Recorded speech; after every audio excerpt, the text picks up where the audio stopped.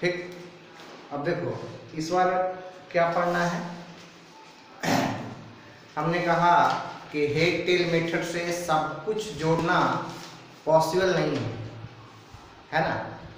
अब क्या जोड़ सकते हो, दो वेक्टर जब परपेंडिकुलर हो, या तो दो वेक्टर या दो से अधिक वेक्टर पैरेलल हो, एंटी पैरेलल हो, तब जोड़ सकते हो। उसके बाद सफल नहीं है तो उसके बाद फिर क्या होगा, तो लॉ ऑफ पैरेललोग्राम देखते हैं कि लॉ ऑफ पैरेललोग्राम कहाँ तक सफल है, लॉ ऑफ पैरेललोग्राम से कहाँ तक हम जोड़ सकते हैं, है ना। तो लॉ ऑफ पैरेललोग्राम देखेंगे।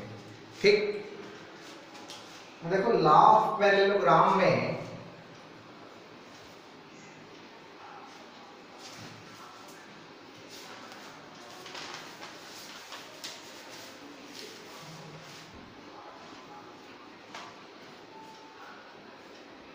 लॉ ऑफ पैरेललोग्राम में ऐसा है कि हम वेक्टर को इस तरीके से अरेंज करते हैं कि दोनों ही वेक्टर का टेल को एक दूसरे पर ले आते हैं, ठीक है। यानी दोनों के बीच का एंगल डिफाइन कर लेते हैं, है ना। यानी लॉ ऑफ पैरेललोग्राम जो है, लॉ ऑफ पैरेललोग्राम आपको दो वेक्टर के बीच पहले हम एंगल डिफाइन करेंगे और उसके हेल्प से हम दो वेक्टर्स का एडिशन या सब्ट्रैक्शन कर सकते हैं। यानी लॉ ऑफ पैरेललोग्राम भी जो है वो दो वेक्टर को ही कैलकुलेट करेगा, दो वेक्टर के एडिशन को ही कैलकुलेट करेगा, दो वेक्टर के सब्ट्रैक्शन को ही कैलकुलेट करेगा। दो से ज्यादा वेक्टर को कैलकुलेट करना चाहोगे तो ऑफ कोर्स करेगा, बट डिफिकल्ट है, थोड़ा कठिन है, टाइम लगेगा, काफी लेंथ बढ़ जाएगा, है ना, लंबा समय लगेगा। इसलिए आपको लॉ ऑफ पैरेललोग्राम के हेल्प से दो ही वेक्टर को सॉल्व करने की कोशिश हम लोग करते हैं। ठीक, अब जरा देखिए, ध्यान दीजिए,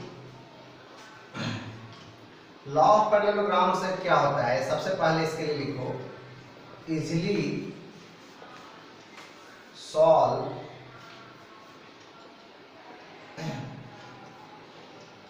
addition of two vectors at any angle. किसी भी एंगल पे अगर दो वेक्टर होंगे तो लॉ ऑफ पैरेललोग्राम के हेल्प से सॉल्व कर सकते हैं। किसी भी एंगल पे दो वेक्टर हो, लॉ ऑफ पैरेललोग्राम के हेल्प से सॉल्व कर लेंगे। ठीक, अब जरा देखो, ध्यान दो,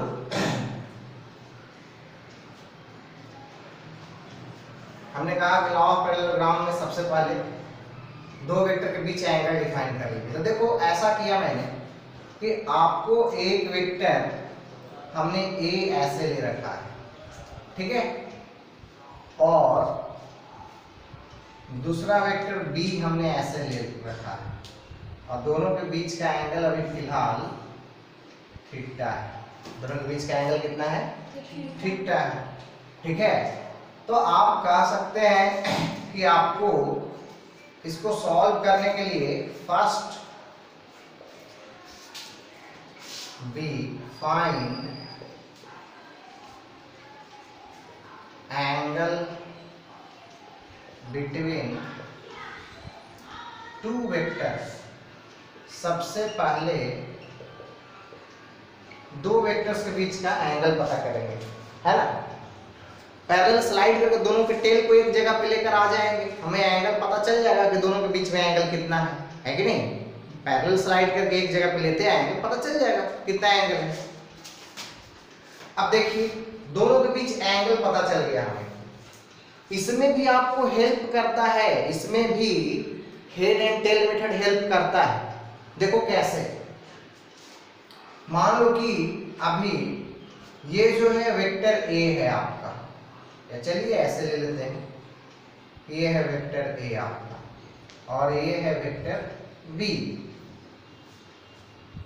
एक बात बताओ, अगर पैरेलल स्लाइड का खेल खेलें तो अगर ये वेक्टर ऐसे है तो इसको अगर ऐसे हम पैरेलली एक वेक्टर ऐसे ड्रॉ कर दे तो वो भी बी ही होगा। अगर इतना ही लेंथ का ड्रॉ करें इसी के पैरेलल तो होगा कि नहीं होगा, ये बात समझ में आती है, ठीक है।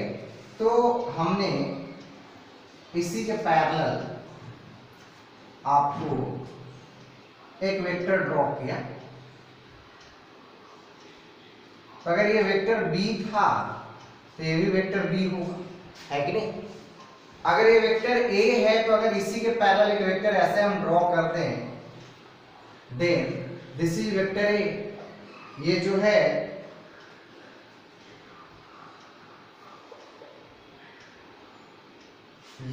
वेक्टर a है मेरा। आ रही बात समझ में? आ रहा है कि नहीं आ रहा है? ये वेक्टर a है मेरा। अब देखो तो अब आपका हेड एंड टेल हो चुका है। अगर आप मानते हैं a को पहला वेक्टर और b को सेकेंड वेक्टर, तो पहले के हेड पे दूसरे का टेल आ चुका है ना। तो रिजल्टेंट कहाँ, पहला के टेल से लेकर लास्ट के हेड तक। तो रिजल्टेंट जो आपका हो जाएगा वो हो जाएगा ऐसे, this is your resultant vector, vector a plus vector b। तो तुम बोलोगे नहीं हम ऐसे नहीं करेंगे, तो हम फर्स्ट वेक्टर a को नहीं मानेंगे, हम a प्लस b नहीं करना चाहते, हम b प्लस a करना चाहते हैं। कर लीजिए, b प्लस a भी कर लीजिए। आप फर्स्ट वेक्टर b को मानिए, फर्स्ट वेक्टर के हेड पे सेकेंड वेक्टर a है ना, सेकेंड वेक्टर a का टेल, रिजल्टेंट पहले के टेल से लेकर लास्ट के हेड तक। देखिए डायग्रामेटिकली तो हम सॉल्व कर लिए, डायग्रामेटिकली हमें रिजल्टेंट मिल गया, r मिल गया, लेकिन इसका डायरेक्शन और मैग्नीट्यूड अब कैसे कैलकुलेट करेंगे वो देखते हैं। देखिए इस फिगर से हमें ये वाला कैलकुलेट करना, r ये वाला लेंथ कैलकुलेट करना हमारे लिए संभव नहीं है, आसान नहीं है। तो देखिए थोड़ा सा इसमें और ये करते हैं, ज्योमेट्रिकली इसको एक्सपैंड करते हैं। ठीक, चलो ऐसा करते हैं, इसको थोड़ा सा आगे बढ़ा देते हैं। यहाँ पे कुछ आप पॉइंट ले लीजिए, यहाँ पे पॉइंट O था, यहाँ पे आपका पॉइंट A था, यहाँ पर पॉइंट B था, ठीक है, और यहाँ पर पॉइंट C ले लो, यहाँ पर पॉइंट C है। अब इसको ऐसे कर दिए और यहाँ से ऐसे परपेंडिकुलर डाल दिए, जो कि ये है पॉइंट D। कुछ नहीं किए, बस आपको इसको थोड़ा सा आगे बढ़ाए और ऊपर से एक परपेंडिकुलर ऐसे डाल दिए। तो आपको लग रहा हो कि अपने मन से आप ऐसा क्यों कर सकते हैं, ज्योमेट्रिकली हम ऐसा कर सकते हैं, कर सकते हैं नहीं कर सकते हैं, हाँ, बशर्ते कि मेरा लॉजिक और मेरा कैलकुलेशन सटीक होना चाहिए। हमने क्या किया, एक लाइन यहाँ से आता एक लाइन ड्रॉ कर दिया और यहाँ से उस पर परपेंडिकुलर डाल दिया, कर ही सकते हैं हम, है ना। आ रही बात समझ में? ठीक, अब देखिए बात समझ में आ रहा है। एक बात बताइए कि अगर यहाँ पे एंगल थीटा है तो यही वाला लाइन ये है, और इसी लाइन को हमने आगे बढ़ाया है, तो क्या ये भी एंगल थीटा हो जाएगा? क्या ये बात अच्छे से समझ में आ रहा है एकदम क्लियरली? ये भी एंगल थीटा होगा। अगर ये एंगल थीटा होगा, आप हमें जरा बताइए, ये b है, इस लेंथ की लंबाई कितना है? b है, वेक्टर b है यानी इसका मैग्नीट्यूड b है, इस लेंथ की लंबाई कितना है? b है। तो अगर ये b है तो क्या हम यहाँ पे AD बराबर ऐसा लिख सकते हैं कि AD बराबर जो मेरा हो जाएगा वो b cos थीटा, यानी b का मैग्नीट्यूड इनटू cos थीटा, और मेरा ये जो CD हो जाएगा, CD बराबर b sin थीटा। क्या हम ऐसा लिख सकते हैं? क्या ये बात समझ में आता है? b का मैग्नीट्यूड इनटू sin थीटा। नहीं आ रहा है ना, कोई बात नहीं, आ जाएगा समझ में। जरा सोचो, ये जो है राइट एंगल ट्रायंगल है कि नहीं? दिस इज हाइपोटेनस, ये हाइपोटेनस है, ये बेस है, ये परपेंडिकुलर है या नहीं? है। अब एक बात बताओ, किसी भी राइट एंगल ट्रायंगल में तुम cos थीटा और क्या लिखते हो? Base by hypotenuse. तो बेस बराबर क्या लिखोगे? हाइपोटेनस इनटू cos थीटा लिखोगे। हमने लिखा है बेस बराबर AD बेस, AD बेस है, बेस बराबर हमने लिखा है आपको hypotenuse into cos theta, b hypotenuse है, हाइपोटेनस इनटू cos थीटा। समझ में आ रही बात? सिमिलरली आप उसी ट्रायंगल में sin थीटा और अगर लिखना चाहें तो sin थीटा और क्या लिखेगा? Perpendicular by hypotenuse. तो अगर परपेंडिकुलर हम लिखना चाहें तो परपेंडिकुलर बराबर क्या? हाइपोटेनस इनटू sin थीटा लिख सकते हैं। Is this hypotenuse? है ये हाइपोटेनस? क्या ये परपेंडिकुलर है?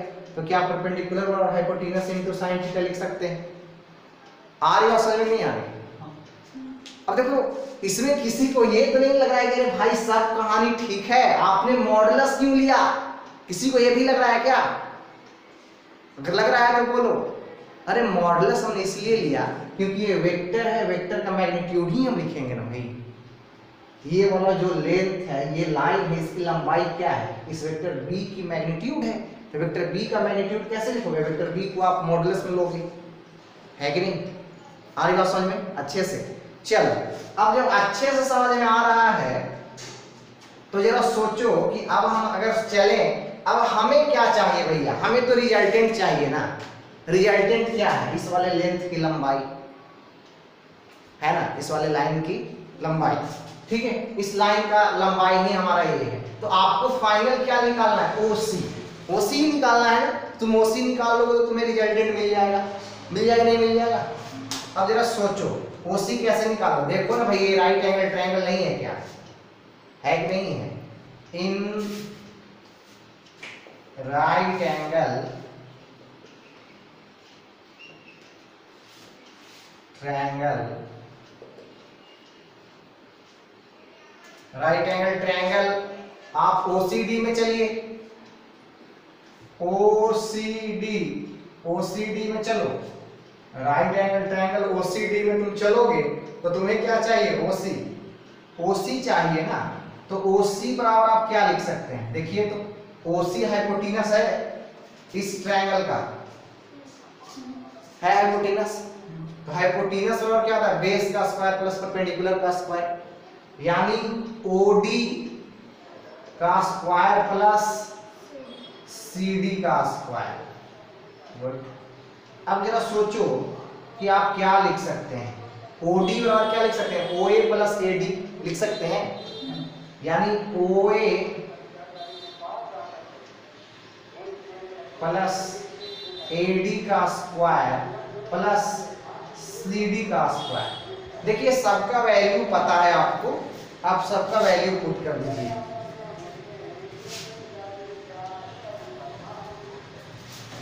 ओए बराबर क्या है?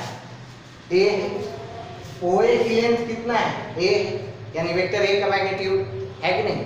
तो वेक्टर ए का मैग्नीट्यूड ओए बराबर, तो आप लिख रहे हैं ओसी एक्चुअली। तो ओसी बराबर आप इस चीज को ओए बराबर वेक्टर ए का मैग्नीट्यूड, तो या तो आप इसको ऐसे लिख लीजिए या तो डायरेक्ट अभी ऐसे ही रहने दीजिए, कोई दिक्कत नहीं है, ठीक है ना? डायरेक्ट ए भी लिखोगे तो चलेगा एक्सप्रेशन कैलकुलेशन के लिए, है ना? लेकिन है क्या है एक्चुअली? वेक्टर ए का मैग्नीट्यूड, है ना? आ रही बात समझ में? तो ए प्लस एडी का वैल्यू कितना है? देखिए तो एडी क्या है? बी कॉस थीटा है ना? तो बी कॉस थीटा का स्क्वायर। सीडी क्या है? B sine theta, B sine theta का स्क्वायर, बी साइन थीटा का स्क्वायर। अब किसी को ये तो नहीं लग रहा है ना तेरे बेईमानी कर ली, अभी एडी बराबर under modulus B cos theta लिखे हैं और सीडी बराबर under modulus B sin theta लिखे और यहाँ सिर्फ बी cos थीटा और बी sin थीटा लिख दिए। अरे भैया आपको मॉडुलस कहता है कि पॉजिटिव होना, और ऐसे भी रूट के अंदर में कोई नंबर रहता तो पॉजिटिव होता, ये भी हम आपको पहले भी बताए हैं, बताए नहीं बताए? ठीक है, तो कोई फर्क नहीं पड़ने वाला, ठीक है? यानी आप ऐसा लिखे a plus b cos theta का whole square plus b sine theta का होल स्क्वायर, बस इसी का वैल्यू पुट कर दी। अब तुम OC बराबर लिखोगे तो क्या आ जाएगा? a square plus B square cos square theta plus 2ab cos theta plus B square sine square theta. होगा कि नहीं होगा? अरे यार स्पेस ठीक है, देखो ये हो जाएगा a square plus B square cos square theta plus 2ab cos theta plus B square sine square theta. होगा ना? क्या? OC बराबर, ठीक है, OC बराबर ऐसा होगा, OC बराबर ऐसा होने वाला है। अब एक बात बताओ, अगर ऐसा है OC बराबर, OC बराबर ऐसा है ना, OC बराबर ऐसा, तो एक बात बताओ, बी स्क्वायर और बी स्क्वायर दोनों को कॉमन ले लेते हैं, B square cos square theta, B square sine square theta common ले सकते हैं ना, तो पहले हम ए स्क्वायर यहाँ पे लिख लेते हैं प्लस बी स्क्वायर हमने कॉमन ले लिया, यहाँ और यहाँ पे कॉमन लेंगे तो यहाँ पे क्या बच जाएगा, कॉस स्क्वायर थीटा बच जाएगा, और यहाँ पे क्या बच जाएगा, साइन स्क्वायर थीटा। समझ में आ रहा है कि नहीं आ रहा है?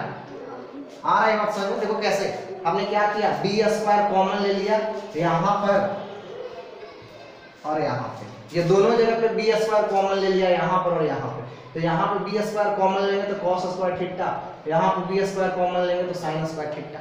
आ रही बात समझ? ऐसा किया हमने। अब क्या बच गया सिर्फ मेरे पास, 2ab cos theta, 2ab cos theta, यही बच गया OC बराबर। अब जरा हमें बताइए कि cos square theta plus sign square theta क्या हो जाएगा, 1 हो जाएगा, तो ये जब 1 हो जाएगा तो आपका हो जाएगा a स्क्वायर, और ये तो 1 हो गया तो क्या हो जाएगा, ये सिर्फ b square plus 2ab cos theta, यानी OC बराबर क्या आ गया, under root a square plus b square plus 2ab cos theta. यही आया ना, आया कि नहीं आया? यही OC का वैल्यू है, और OC क्या है, what is OC? OC is the magnitude of resultant vector, है कि नहीं? तो ये जो रिजल्टेंट वेक्टर का आपने मैग्नीट्यूड लाया, r का मैग्नीट्यूड जो आपने लाया, यानी मॉडुलस में लिखेंगे इसके मैग्नीट्यूड के लिए, आपने जो इसका मैग्नीट्यूड लाया वो है under root a square plus b square plus 2ab cos theta. आई बात समझ? अच्छे से समझ में आया नहीं आया? ये आया, ठीक।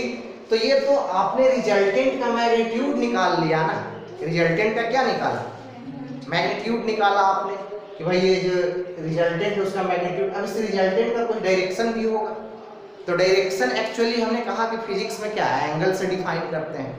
डायरेक्शन फिजिक्स में क्या एंगल से ही डिफाइन करते हैं ना, करते हैं कि नहीं करते हैं?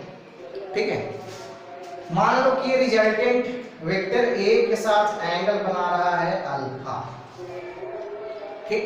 इसी ट्रायंगल में चलिए, इन OCD में ही चलिए, इन OCD में ही चलना है। आप बताओ अगर ये अल्फा है तो अगर हम tan अल्फा लिखना चाहें, tan अल्फा लिखना चाहें, tan अल्फा इस राइट एंगल ट्रायंगल में, तो tan अल्फा लिखना चाहें यानी tan अल्फा और क्या परपेंडिकुलर बाय बेस, होगा नहीं होगा, perpendicular by base, this is perpendicular and this is base, CD is perpendicular and OD is base है, तो आप लिखोगे CD बाय OD बराबर आप लिखोगे CD बाय OD, क्या लिखोगे, OA प्लस AD लिखोगे, OA प्लस AD बराबर CD क्या है, CD का वैल्यू बताइए, है B साइन थीटा, यानी B sine theta by A plus B cos theta, ये आया tan अल्फा का वैल्यू, है ना। तो tan अल्फा पता रहेगा तो अल्फा नहीं निकाल लेंगे, हम निकाल लेंगे, नहीं निकाल लेंगे, ठीक है। आ रही बात समझ में? यानी ये tan अल्फा का वैल्यू इतना आएगा। पूरा अच्छे से समझ में आया यहाँ तक? कोई दिक्कत? स्क्रीन पॉज करो। देखो अब रिजल्टेंट वेक्टर का एंगल तो निकाल ली कि tan अल्फा, है ना, कि tan अल्फा और कुछ आया मेरा b sine theta by a plus b cos theta, ऐसा आया, है ना। अब देखो जरा उसी पे आते हैं कि अगर ऐसा आया tan alpha is equal to b sine theta by a plus b cos theta, इस चीज को देखो अल्फा अगर लिखना चाहे सिर्फ तो tan inverse b sine theta by a plus b cos theta. इस पे ज्यादा दिमाग आपको नहीं लगाना है, कोई ये तो समझ ही में नहीं आ रहा है, कोई बात नहीं, आप लिखते हैं ना कि tan 45 डिग्री बराबर 1, तो 1 बराबर आप सिर्फ 45 डिग्री बराबर लिख सकते हैं tan इनवर्स 1, बस वही बात है, ठीक है ना, और कुछ नहीं है। ये नहीं भी अभी समझ में आएगा तो आपको कोई दिक्कत खास नहीं होने वाला है, बस आपको ये पता होना चाहिए कि इनवर्स में अगर लिखते हैं तो ये आपको कहने का मतलब अल्फा जो है, अल्फा को यहीं पे छोड़ देते हैं और tan इनवर्स करके इसको ऐसे कर देते हैं, ठीक है ना। चलो ये बात। अब देखिए, अब एंगल निकालते समय दिक्कत हो जाता है, बच्चा सोचता है कि अरे एंगल तो जो हम निकालें हमेशा यही फॉर्मूला रहेगा, नहीं, समझना है कि आखिर अल्फा किसके साथ फॉर्म कर रहा था। ये जो अल्फा एंगल फॉर्म कर रहा था रिजल्टेंट, वो किसके साथ कर रहा था, नीचे वाले के साथ कर रहा था, इसके साथ कुछ और एंगल फॉर्म कर रहा होगा, कर रहा होगा नहीं कर रहा होगा, ठीक है। इसके साथ जो कर रहा होगा टोटल एंगल थीटा था अगर, तो ये इसके साथ थीटा माइनस अल्फा फॉर्म कर रहा होगा थीटा माइनस अल्फा, समझ में आ रहा है बात। तो अब अगर इसके साथ आपने वेक्टर ए के साथ तो एंगल निकाल लिया, अगर कोई कहता है कि वेक्टर बी के साथ क्या एंगल होगा, आप बताइए कि वेक्टर बी के साथ क्या एंगल होगा, तो आपको ऑलरेडी थीटा पता रहेगा, अल्फा भी पता रहेगा, आप थीटा माइनस अल्फा से वो निकाल सकते हैं। एक बात हुई, लेकिन ऐसे डायरेक्ट कैसे निकाल सकते हैं, तो डायरेक्ट कैसे निकाल सकते हैं, तो उसके लिए आप हमेशा ध्यान रखिए, आप इस फॉर्मूले पे आइए कि आपको ये जो लिखा गया है कि tan अल्फा बराबर b sin theta by a plus b cos theta, इसमें आपको a जो है, व्हाट इज a वही है, एकदम हिंदी में लिख देते हैं कि आपको जिसके साथ या जिस पर रिजल्टेंट वेक्टर इंक्लाइंड होगा, झुका होगा, इसका मतलब यही होता है ना, इंक्लाइंड होगा, समझ आ रही बात। और बाकी एक और साइड है वो भी हो जाएगा, ठीक। तो अगर सोचो, अगर हम ये जो थीटा माइनस अल्फा जो लिखे हैं, तो थीटा माइनस अल्फा होगा ही एक्चुअली ऑलमोस्ट, अगर हम इसको बीटा ले लेते, ये बीटा है, तो अगर हम tan बीटा आपसे पूछते कि tan बीटा क्या हो जाएगा, यानी अब झुकाव इसका किस पे हो गया, b पर हो गया, b पे हो गया ना, तो b पे हो गया, तो अब tan बीटा अगर हम आपसे पूछें कि tan बीटा बताइए, tan बीटा बताइए क्या है, भाई हमने बताया कि जिस पर इंक्लाइंड हो जाएगा वो कहाँ आ जाएगा, यहाँ आ जाएगा, तो यहाँ कौन आ जाएगा, जिस पे इंक्लाइंड नहीं है, तो बताओ इंक्लाइंड है बी पे ये अभी tan बीटा के लिए, तो आपको यहाँ पे रोल कौन कर देगा, ए ले लेगा स्थान यहाँ पे, यानी इसके लिए हो जाएगा a sin theta by b plus a cos theta. समझ आ रहा है बात, आ रहा है नहीं आ रहा है, यानी यहाँ पर एकदम से कांस्टेंट खाली जगह कौन लेगा, यानी जिस पर आपको ये रिजल्टेंट वेक्टर आकर इंक्लाइंड होगा, तो एंगल अल्फा निकालना है यानी ये a पे इंक्लाइंड है, एंगल बीटा निकालना है यानी वेक्टर b पे इंक्लाइंड है, तो आपको इस तरीके से, क्योंकि एंगल निकालते समय बच्चे बहुत गलती करते हैं, ठीक है, गलती नहीं होना चाहिए, मिस्टेक नहीं होना चाहिए, इतना आपको ध्यान में होना चाहिए। आ रहा समझ में नहीं आ रहा है, यानी जिस पर इंक्लाइंड होगा, जिस पर झुका हुआ रहेगा, वो कहाँ जाएगा, सीधा यहाँ आ जाएगा, कोई ए और बी याद नहीं कर, एकदम ऐसा नहीं कि रट्टा मार लेंगे, एकदम a sine theta by b plus a cos theta हमेशा वही लिख रहे हैं, रट्टा नहीं मारना है, बस आपको रखना है कि भैया जो जिस पे इंक्लाइंड होगा वो यहाँ पे रहेगा, और बाकी एक और वेक्टर जो है वो ऊपर रहेगा, यानी ऊपर एकदम ऐसे ही याद रखना कि जो जिस पर ना इंक्लाइंड है वो साइन थीटा बाई जिस पे इंक्लाइंड है वो प्लस जिस पे ना इंक्लाइंड है वो कॉस थीटा। आई बात समझ में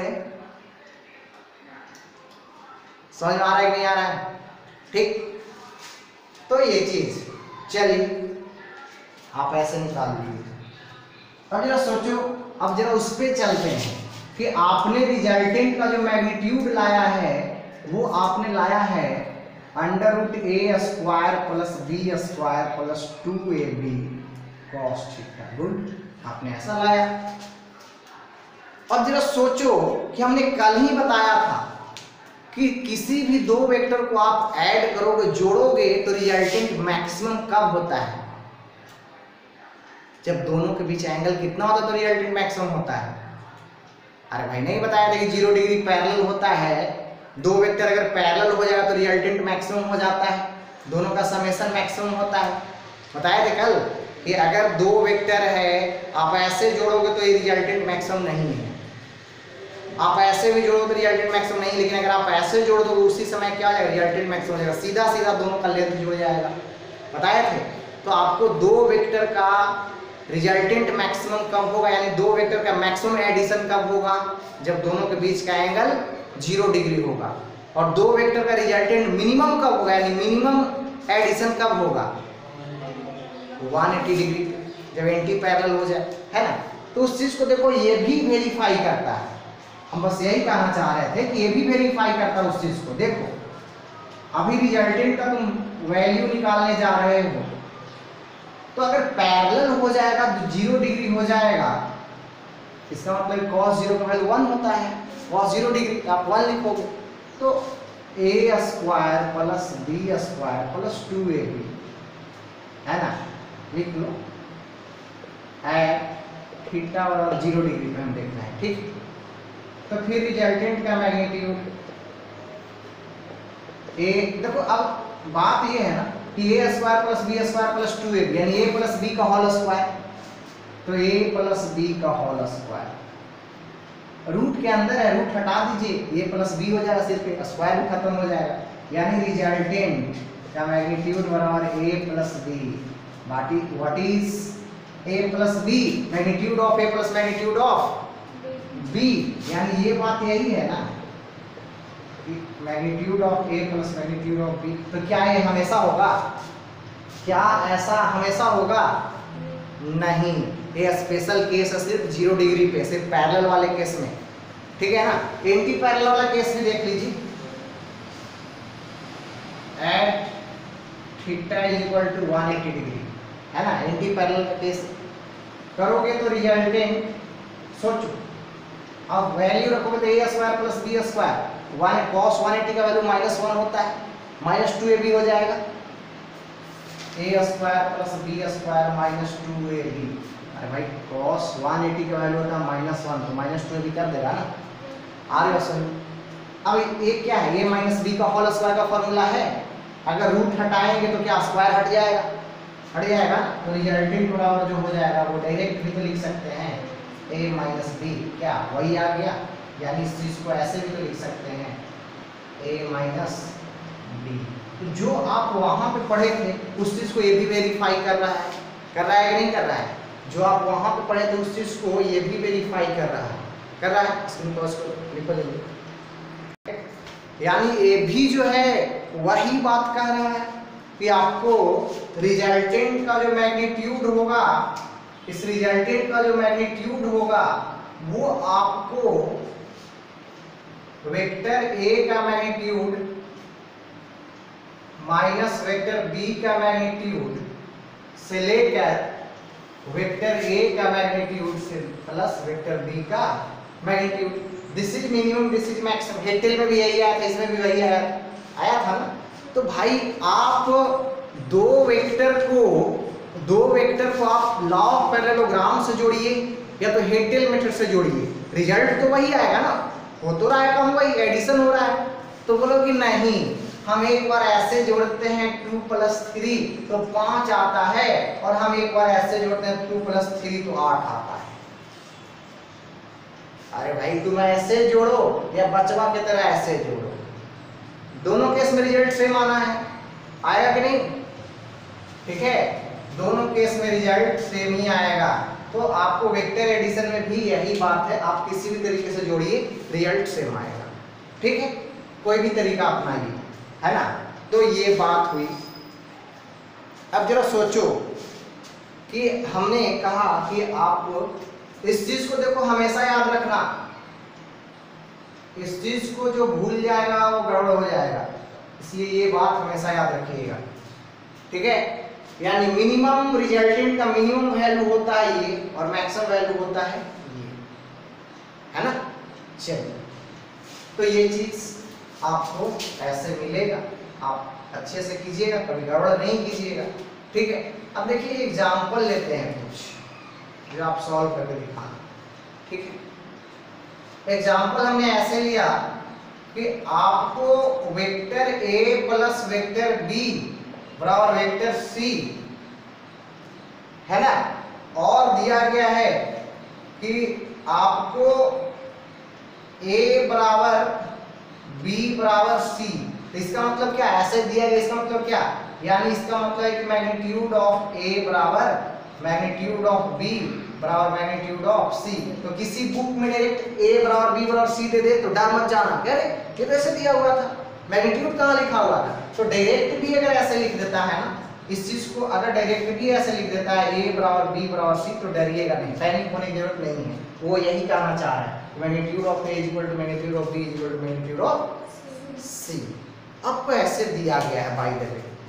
अब आपसे पूछा जाए कि बात ठीक है ऐसे दिया, अब आपसे पूछ दिया find angle between vector a और वेक्टर b। स्क्रीन पॉज करो, सॉल्व करो, ठीक।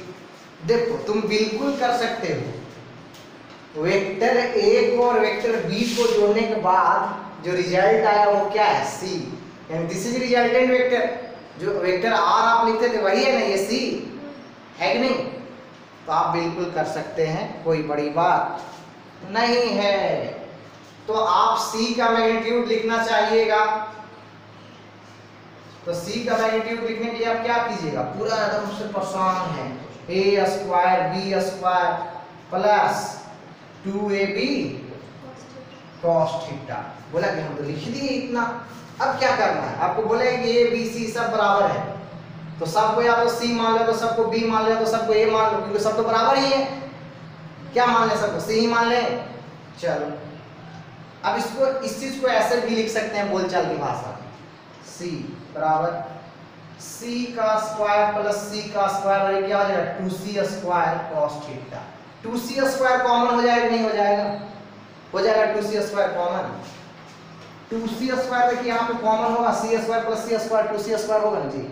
तो c ऐसे और 2c स्क्वायर को तुम कॉमन कर लोगे तो 1 प्लस cos थीटा होगा ना। अब ऐसा करो, c को बाहर निकाल दो, c स्क्वायर को बाहर निकालो तो क्या c बन के बाहर निकलेगा। या तो चलो स्क्वायरिंग बोथ साइड कर दो ना, स्क्वायरिंग बोथ साइड कीजिए, दोनों तरफ स्क्वायर कर देते हैं। तो ये हो जाएगा c स्क्वायर बराबर 2c square 1 plus cos theta. c square में c स्क्वायर को खत्म कर दिया, तो खत्म कर दिया तो इधर 1 बचा ना, इधर 1 बचा, तो 1/2 बराबर 1 प्लस cos थीटा। क्या ये बात समझ में आ रहा है। अरे भाई इधर 1 था तो 2 को इधर ला दिए तो हाफ हो गया ना, है ना, 1/2, ठीक है, 1/2 बराबर ये।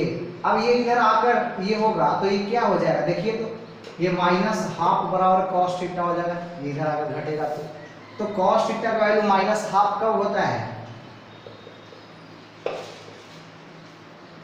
ऐसा होता है क्या। थीटा इज इक्वल टू जब 120 डिग्री होता है तो cos थीटा का वैल्यू कितना होता है, माइनस हाफ होता है कि नहीं होता है। आ रही बात समझ में, लिखो।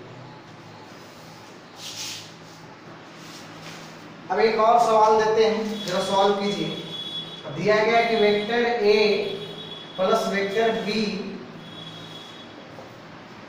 Vector a plus vector b is equal to vector c, और ये आपसे बोला गया कि a प्लस b बराबर c। आपसे ये भी बोला गया कि a प्लस b बराबर c, ठीक है, आपसे ऐसा बोला गया। तो पूछा जाएगा find angle between vector a and vector b, क्योंकि आप a और स्क्रीन पॉज करो, a और b के बीच का एंगल निकालिए। देखो ध्यान दो, इसमें भी वही बात करना है कि c का मैग्नीट्यूड लिखने के लिए a square plus b square plus 2ab cos theta. c बराबर क्या है, a प्लस b है, पुट कर दीजिए, यहाँ पे दिया गया है ना c बराबर a प्लस b, तो a प्लस b बराबर a square plus b square plus 2ab cos theta. अब देखो प्रॉब्लम ये है कि आप समझ नहीं पाते हैं कि हमको करना क्या है। तो बिल्कुल समझिए कि अगर ऐसे दिया गया तो सबसे पहला काम तो यही करना होता है कि भाई c का मैग्नीट्यूड और हो जाएगा under root a square plus under root b square plus 2ab cos theta. अब फिर एक और कंडीशन जो दिया हुआ तो उसमें दिया गया है कि c is equal to a plus b, तो c का वैल्यू यहाँ पे रख दिए ना, c बराबर क्या दिया गया a प्लस b दिया गया, हमने a प्लस b यहाँ पर रख दिया। आ रही बात समझ में? अब क्या करो, दोनों तरफ स्क्वायर कर दिया, स्क्वायरिंग बोथ साइड, इधर उधर दोनों तरफ स्क्वायर कर दीजिए, तो स्क्वायरिंग बोथ साइड कीजिएगा तो ये हो जाएगा a प्लस b का होल स्क्वायर बराबर, इधर से हट जाएगा, रूट हट जाएगा, ये हो जाएगा a square plus b square plus 2ab cos theta. देखिए ये a प्लस b का होल स्क्वायर तो क्या है, a square plus b square plus 2ab है कि नहीं है? तो a स्क्वायर से a स्क्वायर b स्क्वायर से b स्क्वायर कट जाएगा। तुम सोचो कि उतना हमसे पैंतरा मत करवाइए, ठीक है, लिख देते हैं a square plus b square plus 2ab बराबर a square plus b square plus 2ab cos theta. Cancel out, तो कैंसल आउट तो क्या माइनस कैंसल आउट है ना, इधर आके घट के 0 हो गया है ना, 2ab से 2ab भी कटेगा तो क्या है, माइनस कैंसल आउट हुआ है, डिवीजन कैंसल आउट हुआ है, डिवीजन कैंसल आउट हुआ है ना। तो डिवीजन कैंसल आउट हुआ है तो भाई इधर 1 बच जाएगा ना, डिवीजन कैंसल आउट होगा तो 1 is equal to cos theta, इधर क्या बच गया cos थीटा। समझ में आ रही है बात ये? तो cos थीटा का वैल्यू 1 कब होता है, 0 डिग्री। आ रही बात समझ में? पॉज कीजिए इसको। ये vector a plus vector b बराबर वेक्टर c, और बोल दिया कि a square plus b square बराबर c स्क्वायर। पूछेगा find angle between vector a and vector b, तो पूछेगा कि वेक्टर a और वेक्टर b के बीच का एंगल बताइए। सॉल्व कीजिए, स्क्रीन पॉज कीजिए, सॉल्व कीजिए। देखो भाई ऐसे दिया गया तो हमारा पहला धर्म क्या है, ऐसे दे दिया है, इसका मतलब मेरा पहला धर्म है कि c बराबर, यानी c का मैग्नीट्यूड बराबर a square plus b square plus 2ab cos theta. अरे भैया तो a square plus b square आपको दिया गया है, क्या है c स्क्वायर, तो यहाँ पे पुट कर दीजिए ना, कोई दिक्कत है नहीं। तो c बराबर c plus 2ab cos theta है कि नहीं। तो ये चीज अब देखो ऐसा है कि सही कर रहा है ना, c square actually a square plus b square equal to c square दिया गया है ना। यहाँ पे पुट कर दिया इसका value a square plus b square बराबर क्या, यहाँ पे c स्क्वायर पुट कर दिया, सही। स्क्वायरिंग बोथ साइड, दोनों तरफ स्क्वायर कर लेते, इधर भी इधर भी, तो क्या हो जाएगा c स्क्वायर बराबर c square plus 2ab cos theta. c square इधर घट जाएगा, 0 हो जाएगा, 0 बराबर 2ab cos थीटा, तो cos थीटा बराबर क्या हो जाएगा 0, तो थीटा बराबर 90 डिग्री। आई बात समझ में? स्क्रीन पॉज करो, देखो एक और सवाल कर लीजिए, लास्ट सवाल इस टाइप का कि दिया गया है कि आपको vector a plus vector b बराबर वेक्टर c, और क्या बोला गया कि a बराबर b बराबर c बाई रूट 2, a बराबर b बराबर c बाई रूट 2। तो पूछा गया find angle between vector a and vector b। Screen pause करो और सॉल्व करो। क्या बोलो, देखो मेरा पहला कर्तव्य, माय फर्स्ट ड्यूटी, ऐसे लिखा गया, इसका मतलब c is equal to a square plus b square plus 2ab cos theta. आपको बोला कि a और b दोनों बराबर है कि नहीं, और बराबर क्या है c बाई रूट 2 है, बराबर क्या है c बाई रूट 2। सभी जगह a और b के जगह पे c बाई रूट 2 लिख देते हैं, कोई दिक्कत नहीं, तो लिख लीजिए c बराबर c बाई रूट 2 करेंगे तो क्या हो जाएगा, c स्क्वायर बाई 2 हो जाएगा, c बाई रूट 2 a का वैल्यू रखेंगे तो स्क्वायर करेंगे तो c स्क्वायर बाई 2 प्लस यहाँ भी c स्क्वायर बाई 2 होगा ना, अब बोले कैसे? अरे भैया c बाई रूट टू का स्क्वायर कीजिए ना, c स्क्वायर ऊपर में और स्क्वायर रूट टू का करोगे तो हटेगा रूट, तो 2 बच जाएगा, plus 2 into c by root two गुने c by root two into cos theta into cos theta. ठीक, सही किया। अब देखो ना, ये भी 2c स्क्वायर बाई 2 हो जाएगा, होगा तो हो जाएगा c बराबर c square by 2, c square by 2, c square आधा प्लस आधा है, c स्क्वायर प्लस ये भी हो जाएगा क्या, 2 से ये दोनों कट जाएगा, रूट 2 गुने रूट 2 2 होगा, 2 से फाइनल आउट, तो ये भी हो जाएगा c स्क्वायर कॉस थीटा बराबर इधर में c square, squaring both side करेंगे तो c square plus c square plus c square cos theta, c square से c स्क्वायर 0, तो कॉस थीटा बराबर 0 होगा, तो थीटा बराबर क्या होगा, थीटा बराबर 90 डिग्री। समझ में आया ना, c स्क्वायर में c स्क्वायर कैंसिल आउट मारा तो इधर 0 हो गया, 0 बराबर c स्क्वायर कॉस थीटा, यानी कॉस थीटा इक्वल टू 0 यानी theta equal to 90 degree. Screen pause कीजिए, देखिए। ठीक,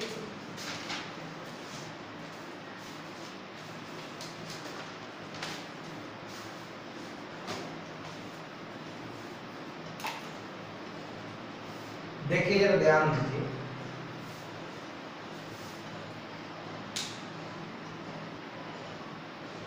सवाल पूछा गया कि vector a plus vector b plus vector c बराबर 0 है ना, यही पूछा गया सवाल आपसे पहले कि vector a plus vector b plus vector c बराबर क्या दिया गया है, 0, और बोला गया कि आपको मैग्नीट्यूड ऑफ वेक्टर a बराबर मैग्नीट्यूड ऑफ वेक्टर b बराबर मैग्नीट्यूड ऑफ वेक्टर c का c बाई रूट 2। ठीक है, तो पूछा गया find angle between each pair of vector. समझ रहे, ईच पेयर का मतलब 3 पेयर लगेगा ना, एक बार एंगल a और b के बीच निकालना है आपको, एक बार b और c के बीच, और एक बार आपको क्या c और a के बीच निकालना है ना। स्क्रीन पॉज कीजिए, सॉल्व कीजिए।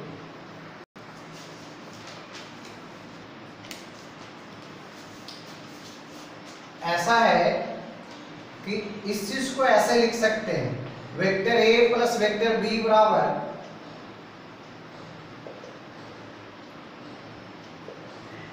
वेक्टर माइनस c, है ना। अब कर लो, ऐसा है तो इस चीज को ऐसा लिख दिया हमने, अब करिए a square plus b square plus 2ab cos theta under root मारेंगे बराबर माइनस c, स्क्वायर कर दीजिए दोनों तरफ, है ना, तो स्क्वायर दोनों तरफ कर दीजिएगा तो a square plus b square plus 2ab cos theta बराबर c स्क्वायर। अब जरा सोचो, a और b दोनों बराबर है, किसके बराबर, c बाई रूट 2 के, है ना, तो वैल्यू यहाँ पे रख दीजिए तो क्या आएगा, c square by 2 plus c square by 2 plus 2 c square by 2 हो जाएगा, होगा कि नहीं होगा। अभी ऐसा स्टेप किए थे, बराबर c square by cancel out. अब क्या बच गया, सॉरी यहाँ cos थीटा लिखना भूल गए थे, तो cos थीटा बराबर क्या आ गया, 0, cos थीटा बराबर 0, तो थीटा बराबर क्या आ जाएगा, 90 डिग्री। समझ में आ रहा है बात ये अच्छे से। अरे भाई देखो ना, a के जगह पे c बाई रूट 2 रखो तो c square by 2, c square by 2, 2 c by root 2 गुने c बाई रूट 2 तो c स्क्वायर बाई 2 हो जाएगा, cos थीटा ये कैंसिल कर दिए, कैंसिल कर ये दोनों को जोड़ो तो c स्क्वायर हो जाएगा, c स्क्वायर कैंसिल। अब ये तो कह रहा है, अब जरा डायग्राम से सोचिए, डायग्राम में आओ, थोड़ा कॉमन खोपड़ी लगाओ। अब ऐसा है कि जरा सोचो कि इतना करने के बाद आपने देखा कि आपको थीटा बराबर 90 डिग्री आया, तो ये किसके किसके बीच का एंगल है? ए और बी के बीच का एंगल है कि नहीं?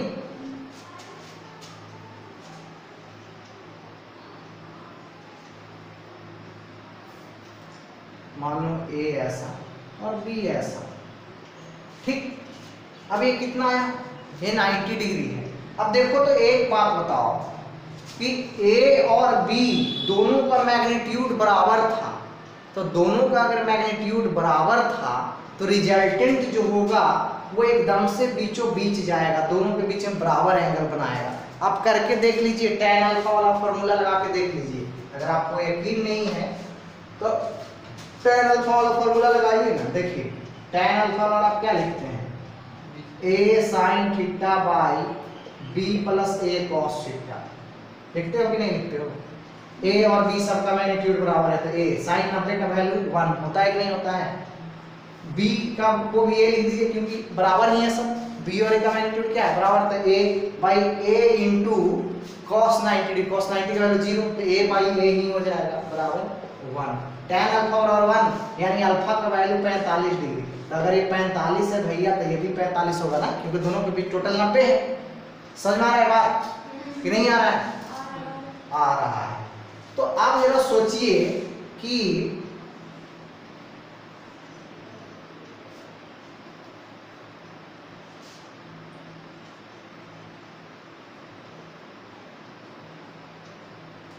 ये 45 डिग्री, सोचो ये a प्लस b को जोड़ने के बाद जो तुमको ये रिजल्टेंट मिला है, ये c है या माइनस c है? माइनस c है।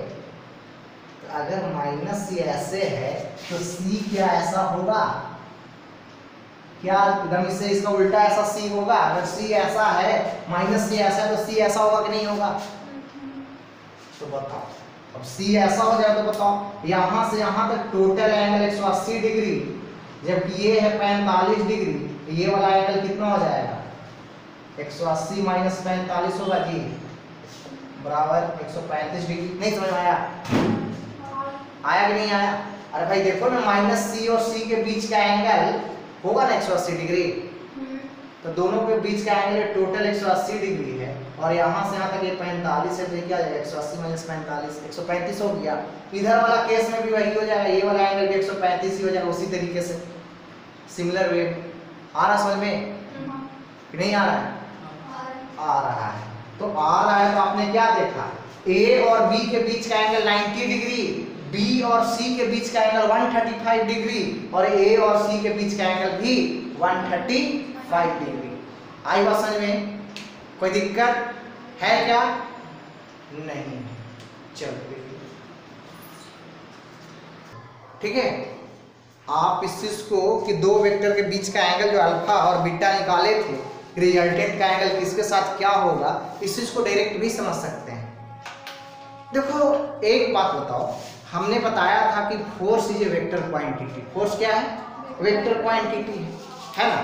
तो फोर्स वेक्टर क्वांटिटी है, तो जाहिर सी बात है कि आपको फोर्स में वो सारे गुण होंगे जो वेक्टर में होते होंगे। अब जरा फोर्स से देखो, वेक्टर रिजल्टेंट को तुम समझ जाओगे। मान लो कि कोई चीज यहाँ पे ऐसे रखा हुआ है, ऐसे मानो कि कोई चीज मैंने यहाँ पर ऐसे रखा, यहाँ पे, और एक फोर्स ऐसे लगाया और एक फोर्स ऐसे लगाया, और उसको हम ये करना चाह रहे हैं, दोनों फोर्स, एक फोर्स इधर लगा के एक फोर्स इधर लगा के उसको हम पुल करना चाह रहे हैं। और अगर दोनों फोर्स बराबर है, इधर वाला भी और इधर वाला भी, तो दोनों तरफ बराबर बराबर जाएगा, जितना इधर जाएगा उतना ही इधर भी जाएगा, यानी वो अब ऐसे या ऐसे ना जाके ऐसे जाना शुरू कर देगा। सर है बात? इमेजिन करो थोड़ा सा कि मानो कि कोई चीज ऐसे ये रखा हमने, इस पे अगर हम एक सिर्फ इधर फोर्स लगाएंगे तो सिर्फ ये इधर जाएगा, या तो सिर्फ हम इस पे इधर फोर्स लगा देंगे तो सिर्फ ये इधर जाएगा, जाएगा कि नहीं जाएगा? लेकिन अगर ऐसा करते कि इस पे इधर भी एक लगा दिया और एक इधर भी लगा दिया, तो अब तो बेचारा है गड़बड़ा गया। अब इसको इधर भी जाना है इधर भी जाना है, तो क्या करेगा, चलो फिर एक बार इधर चल जाते हैं फिर इधर चले जाएंगे, ऐसा तो नहीं है ना, दोनों फोर्स साथ ही में लग रहा है। तो ये कैसे चलने लगेगा, ऐसे चलने लगेगा, इस ट्रैक पे चलने लगेगा, चलने लगेगा नहीं चलने लगेगा। ये बात समझ में आ रही है, इमेजिनेशन कर पा रहे हो क्या, ये इमेजिनेशन कर पा रहे हो तुम लोग, तो ऐसा हो जाएगा। तो वेक्टर के रिजल्टेंट में भी यही बात है। अच्छा एक बात बताओ, अगर ये वाला फोर्स ज्यादा हुआ, ये वाला फोर्स अगर ज्यादा ऊपर वाला, इधर वाला फोर्स कुछ कम है, तो इसका जो झुकाव होगा, इसका रास्ता का जो झुकाव होगा वो इधर की ओर ज्यादा होगा या इधर की ओर ज्यादा होगा, ऊपर की ओर ज्यादा होगा इसके रास्ते के झुकाव, क्योंकि ऊपर ज्यादा तेजी से चलेगा ये, क्योंकि ऊपर वाला फोर्स ज्यादा है। और अगर ये फोर्स ज्यादा हुआ ये वाला कम हुआ, इसका झुकाव किधर ज्यादा होगा, ऊपर की ओर कि नीचे की ओर, नीचे की ओर होगा, क्योंकि तब ये ज्यादा इसको पुल कर रहा होगा, है ना। तो वेक्टर में भी यही बात है कि आप दो वेक्टर ऐसे लेते हैं, कुछ भी एंगल पे लेते हैं, तो रिजल्टेंट ऐसा होता है। और अगर ये वेक्टर ए है और ये वेक्टर बी है, और आपको पता है कि magnitude of vector A is less than magnitude of vector B. अगर वेक्टर बी का मैग्नीट्यूड ज्यादा है तो रिजल्टेंट, ये जो रिजल्टेंट वेक्टर है इसका झुकाव किधर ज्यादा होगा, बी की ओर की ए की ओर, बी की ओर ज्यादा झुकाव होगा, क्योंकि ये बड़ा है तो ये इसको ज्यादा अपनी तरफ पुल करना चाहेगा, फोर्स के तरीके से सोचिए। तो जाहिर सी बात है कि अगर इधर झुकाव ज्यादा होगा, झुकाव ज्यादा यानी इधर ये ज्यादा झुक गया, तो एंगल तो छोटा हो जाएगा ना, समझ रहे हैं बात, ज्यादा झुक जाएगा तो एंगल क्या हो जाएगा, छोटा हो जाएगा। तो अगर ये एंगल अभी अगर बीटा था और ये वाला एंगल अगर अभी अल्फा था, तो जाहिर सी बात है कि इधर ज्यादा झुक गया तो एंगल छोटा हो गया। तो अगर ऐसा है कि if magnitude of vector b is greater than magnitude of vector a, then b के साथ बनने वाला एंगल है बीटा, है ना, then angle beta is less than angle alpha, a के साथ बनने वाला एंगल क्या है, अल्फा। तो ये बात हमेशा याद रखिए कि अगर दो वेक्टर आपने लिया है तो जिसका मैग्नीट्यूड ज्यादा हो जाएगा उसके साथ रिजल्टेंट वेक्टर एंगल क्या बनाएगा, छोटा बनाएगा। अभी आपने देखा बी का मैग्नीट्यूड ज्यादा था तो रिजल्टेंट वेक्टर ने बी के साथ जो एंगल बीटा बनाया वो क्या है, अल्फा से छोटा है। और दो वेक्टर का जो पेयर लिए उसमें जिसका मैग्नीट्यूड छोटा होगा रिजल्टेंट वेक्टर उसके साथ एंगल क्या बनाएगा, दो वेक्टर आपने लिया और दोनों वेक्टर में जिसका मैग्नीट्यूड छोटा हो गया, रिजल्टेंट वेक्टर उसके साथ कैसा एंगल बनाएगा, बड़ा या छोटा, अरे बड़ा बनाएगा, बोलो ना, बोलना चाहिए, गलत बोलो या सही बोलो, बोलना चाहिए, ठीक है। अभी बताया ना, अभी बताया भाई कि देखो अभी बताया है, फोर्स से भी समझाया कि जाहिर बात है एक फोर्स इधर एक फोर्स इधर, अगर ये वाला फोर्स ज्यादा है, बड़ा फोर्स है, तो जाहिर सी बात है कि ये जो ऐसे चल रहा है इसका इधर ज्यादा झुकाव हो जाएगा, हो जाएगा नहीं हो जाएगा, तो इधर ज्यादा झुकाव हुआ, ये ज्यादा इधर घूम गया तो ये वाला एंगल छोटा हो जाएगा नहीं हो जाएगा, आ रही बात समझ में। तो सिमिलरली वेक्टर में भी एक वेक्टर ऐसे था एक वेक्टर ऐसे था, अब रिजल्टेंट को ऐसे जाना है, तो अगर ये वाला ज्यादा, इस वेक्टर का वैल्यू ज्यादा है तो रिजल्टेंट का झुकाव इधर हो जाएगा ना, और झुकाव इधर ज्यादा होगा तो ये जो स्पेस है एंगल वाला छोटा हो जाएगा, तो एंगल क्या हो जाएगा, छोटा हो जाएगा। आ रही बात समझ में। तो हम यही कह रहे हैं कि आप दो वेक्टर का एडिशन करते हैं लॉ ऑफ पैरेललोग्राम से, तो उस दो वेक्टर में जो भी वेक्टर बड़ा होगा उसके साथ रिजल्टेंट कैसा एंगल बनाएगा, बड़ा या छोटा, छोटा, और जो भी वेक्टर का मैग्नीट्यूड छोटा होगा उसके साथ रिजल्टेंट कैसा एंगल बनाएगा, बड़ा या छोटा, बड़ा। आ रही बात समझ में, अच्छे से आया है बात समझ में कि नहीं आया। ऐसे इसको कंपोनेंट से भी बहुत अच्छे से आप समझ लीजिएगा, जब कंपोनेंट पढ़ाएंगे तो बहुत अच्छे से समझ लीजिएगा, लेकिन यहाँ पे फील कर लो, फोर्स से हमने आपको नेचुरली फील कराया। जैसे कोई भी चीज यहाँ हैपनिंग है, कुछ भी चीज हो रहा है ब्रह्मांड में, तो मैथमेटिकल कैलकुलेशन से हो रहा है क्या, वो तो नेचुरली हो रहा है ना, उसके होने से आप मैथमेटिकल कैलकुलेशन कर रहे हैं, पहले वो हुआ है तब आप मैथमेटिकल कैलकुलेशन किए कि अच्छा अच्छा ये ऐसे ऐसे था, इतना इतना हुआ था, ये ऐसा है कि नहीं, पहले मैथमेटिकल कैलकुलेशन हो गया था उसके बाद वो घटित हुआ था, ऐसा तो नहीं है ना। जैसे ऊपर से लोग नीचे गिरता है तो काफी तेजी से गिरता है, तो शुरू से होते आ रहा है जब से ये सृष्टि है कि ऐसा है कि नहीं, पहले न्यूटन ने कैलकुलेट किया कि ये जो है ग्रेविटी कहते हैं इसको 9.8 मीटर पर सेकंड स्क्वायर होता है, तब चीज ऊपर से नीचे गिरना शुरू होना। तो पहले कहाँ ऊपर से नीचे गिरता था, पहले नहीं गिरता था। ऐसा है क्या? नहीं है ना। तो नेचुरली इस चीज को फील कीजिए। मैंने कहा कि भाई जाहिर सी बात है, ज्यादा फोर्स होगा तो उधर झुकाव ज्यादा हो जाएगा, है ना। तो वेक्टर में भी यही है कि आपको जो भी वेक्टर का मैग्नीट्यूड ज्यादा होगा, रिजल्टेंट उसके साथ एंगल छोटा बनाएगा, और जिसका ये मैग्नीट्यूड कम होगा, रिजल्टेंट उसके साथ एंगल बड़ा बनाएगा। आ रही बात समझ में? क्यों?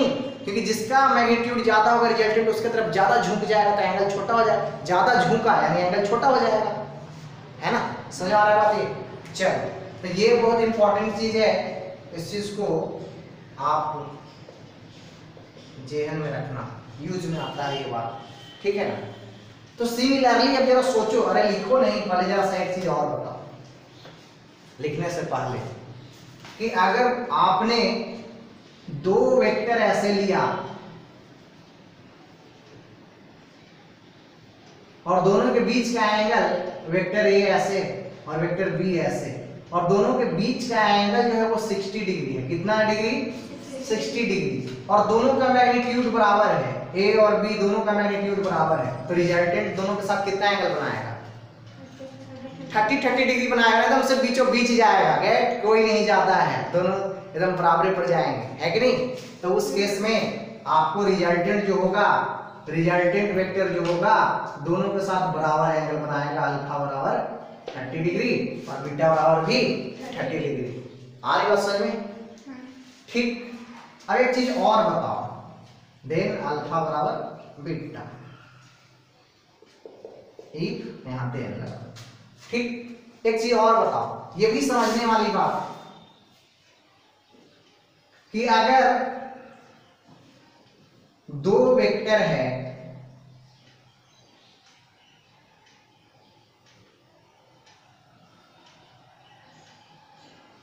और दोनों के बीच का एंगल 60 डिग्री है, और ये है ए और ये है बी, ये है बी, और बोला है कि magnitude of A ratio magnitude of B बराबर 1:2, 1:2 में है, 1:2 में है ना। तो 1:2 में है, तो अब दोनों रिजल्टेंट जो एंगल बनाएगा, इसके साथ में मान लो बीटा, इसके साथ में अल्फा। क्या अल्फा और बीटा का रेशियो बता सकते हैं कि अल्फा और बीटा का रेशियो क्या होगा? तुम बिल्कुल बता सकते हो, कोई बड़ी बात नहीं है। मैग्नीट्यूड 1:2 है, यानी ए का मैग्नीट्यूड बी से कम है, बी का ज्यादा है, 2 है, तो एंगल क्या आ जाएगा? उल्टा आ जाएगा, 2:1 के केस में आ जाएगा, है ना। क्योंकि जिसका मैग्नीट्यूड ज्यादा होता है उसके साथ एंगल छोटा होता है कि नहीं। तो भाई वेक्टर का रेशियो 1:2 है, तो एंगल का रेशियो 2:1 नहीं हो जाएगा? ये बात समझ में आ रहा है कि नहीं आ रहा है? अरे रवि सिपाही, तो गर्दन क्यों नीचे किए हुए हो?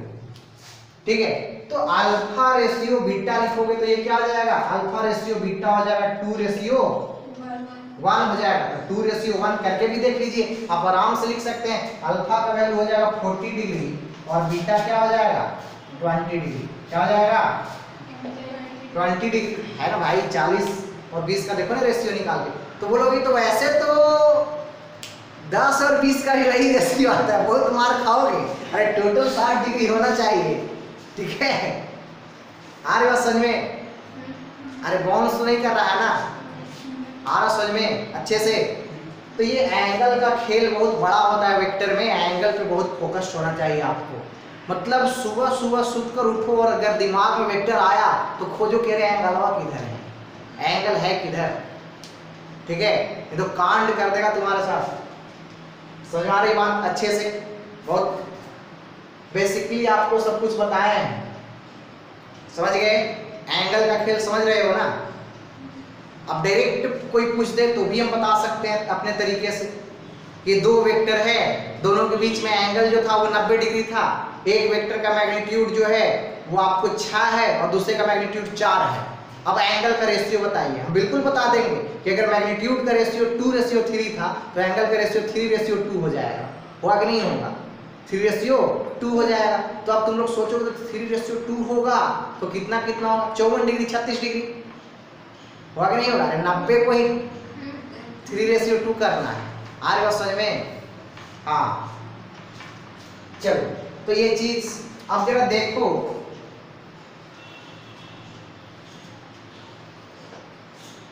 ये तो हो ही गया। अब एक चीज और है यहां पे पढ़ना, वो है लैमिस थ्योरम। क्या है? Lami's theorem. और वो कुछ है नहीं, सिर्फ भौकाल मचा के रखा है। ऐसा चीज पर हमको सबसे ज्यादा ये होता है, मतलब क्या कहते हैं उसको, हंसी आता है, बच्चा सुनते डर जाता है कि ये है क्या, और पता चलता है कि खुदा पहाड़ी निकली चुड़िया है, ये कुछ है ही नहीं। लैमिस थ्योरम ऐसे है, आप बैचलर डिग्री में ग्रेजुएशन लाइफ में पढ़िएगा तो लैमिस थ्योरम बहुत अच्छे से पढ़ना होता है, ठीक है ना। लेकिन तुमको क्या पढ़ना है, जितना तुम्हारे यूज का है, फालतू दिमाग क्यों लगा रहे हो। लैमिस थ्योरम फोर्स वगैरह में, न्यूटन्स लॉ ऑफ मोशन में, इलेक्ट्रोस्टैटिक्स में, मैग्नेटिज्म में काफी काम आने वाला है, इसको ध्यान से देखिएगा। लैमिस थ्योरम में बस एक ही बात याद रखो कि अगर if n vectors of equal magnitude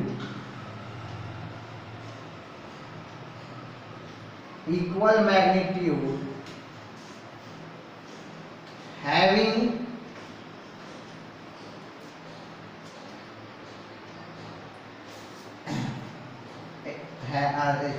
if n vectors of equal magnitude है ना, having angle between each adjacent vector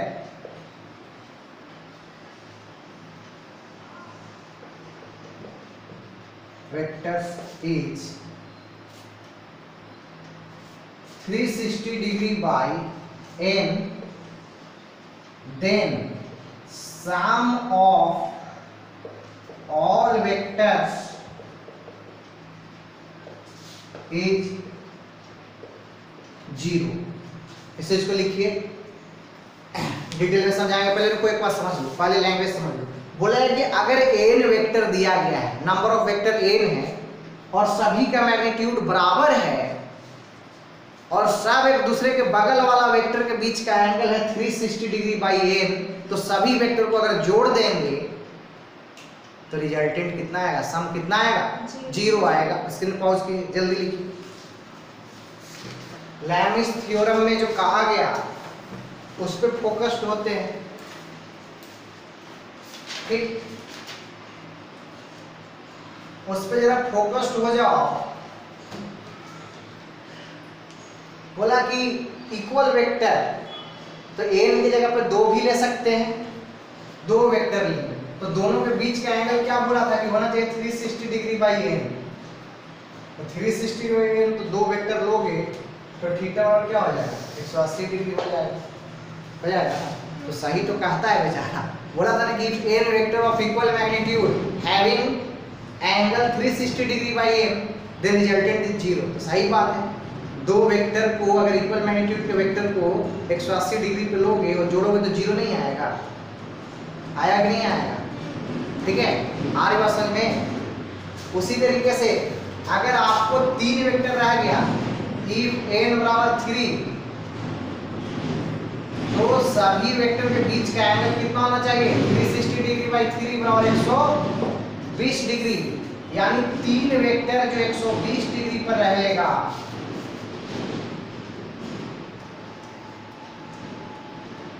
of equal magnitude, vector A, vector B, vector C और 120 डिग्री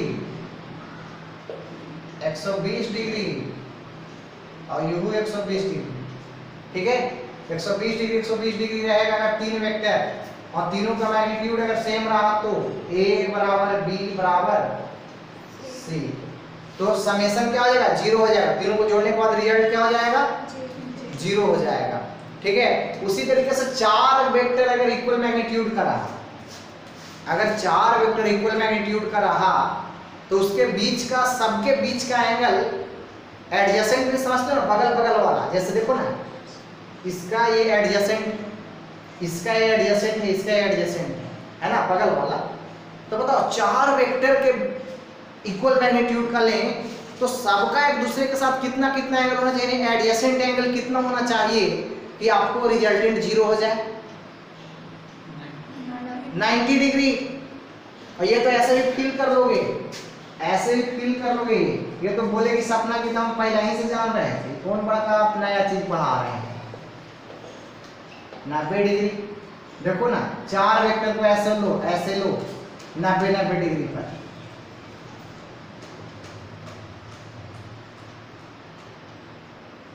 बराबर बराबर है ना, 90 डिग्री, 90, ये भी 90, ये भी 90, ये भी 90।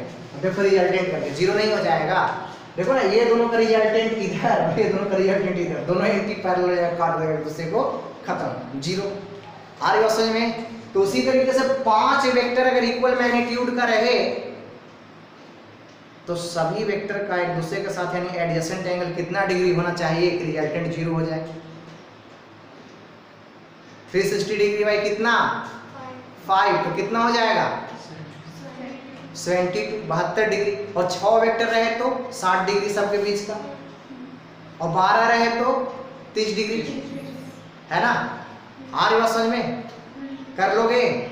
चलो कर लोगे, अच्छी बात है। लिखो, स्क्रीन पॉज करके लिखो, तो फिर सवाल कुछ करवाते हैं। ठीक, अब जरा देखो, एक सवाल ऐसे दिया जाता है, एससी वर्मा का सवाल है।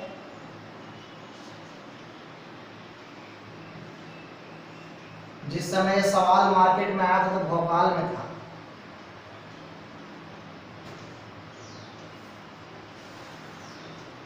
जिन्हें इसका भौकाले घट गया है।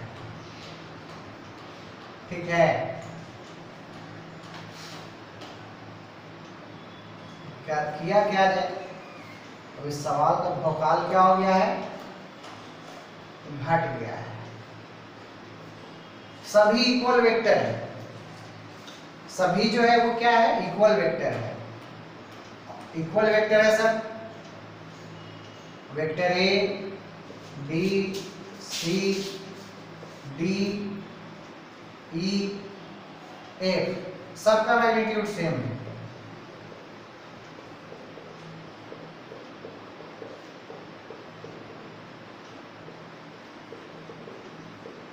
सबका मैग्नीट्यूड क्या है, सेम है। और बोला गया, सुनिए पहले बात को ध्यान से, ठीक है, पहले सुनना चाहिए कि आपको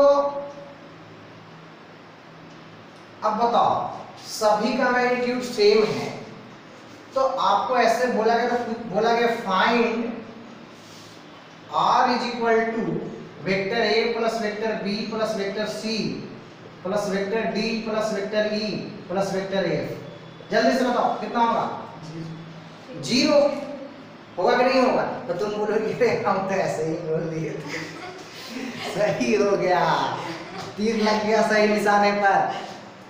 ठीक है, अरे भाई सभी का मैग्नीट्यूड सेम है और हेक्सागोन है, 6 वेक्टर है तो हेक्सागोन है ना। तो अगर हेक्सागोन के सभी साइड अगर सेम हो जाएंगे तो प्रत्येक साइड के बीच का एंगल क्या हो जाएगा। आप बोलेगा कि हम यही जानने के लिए पढ़ते हैं क्या। अरे 60 डिग्री हो जाएगा तो एडजेसेंट एंगल सब इक्वल हो गया 60 डिग्री। तो लैमिस बाबा भी तो यही कहते हैं ना कि एडजेसेंट एंगल अगर सब हो गया 360 डिग्री बाई एन तो रिजल्टेंट खल्लास 0 है ना।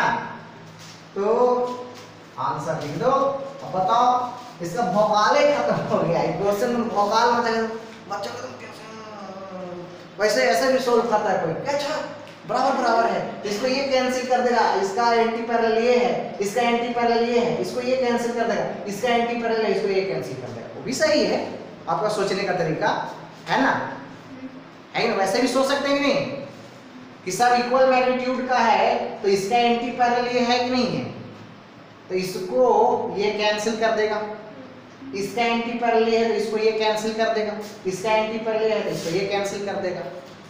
आ रही बात समझ में अच्छे से?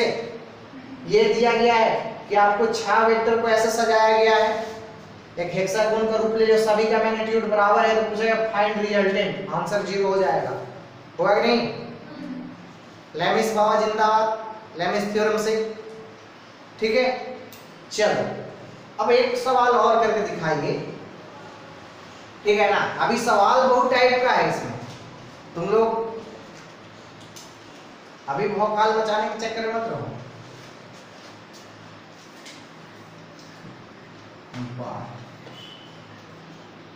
एक सवाल सॉल्व करके दिखाओ, लेमिस थ्योरम से नहीं है, अभी नहीं कि लेमिस थ्योरम का एक सवाल करवा दे, जितना सवाल है सबको लेमिस थ्योरम के तरीके से सोच रहे हैं हम। अरे बेवकूफ हो गई, एग्जाम में लिखा रहता है क्या कि इसको लेमिस थ्योरम से सॉल्व कीजिए, इसको फलना मेथड से सॉल्व कीजिए, वो बस एग्जाम में सवाल रहता है, अब तुमको समझना है कैसे इसको सॉल्व करना है।